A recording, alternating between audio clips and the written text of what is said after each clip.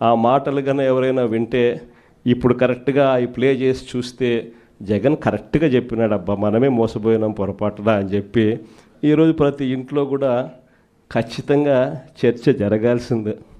ప్రతిరోజు డైవర్షనే, ఇవన్నీ జరుగుతూ ఉన్నాయి, సమాధానాలు చెప్పుకోలేక ప్రతిరోజు ఒక డైవర్షన్. ఓ రోజు లడ్డు అంటాడు, ఇంకో రోజు బోట్ అంటాడు, మరో రోజు ఏమన్నా ఐపీఎస్ ఆఫీసర్ అధికారిని అరెస్ట్ అంటాడు.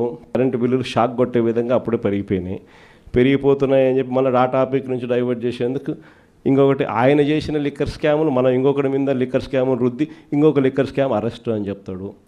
ఇట్లా ప్రతిరోజు చూస్తే ఏదో ఒక సెన్సేషన్ క్రియేట్ చేయడం, ఆ సెన్సేషన్ నుంచి టాపిక్లు డైవర్ట్ చేయడం.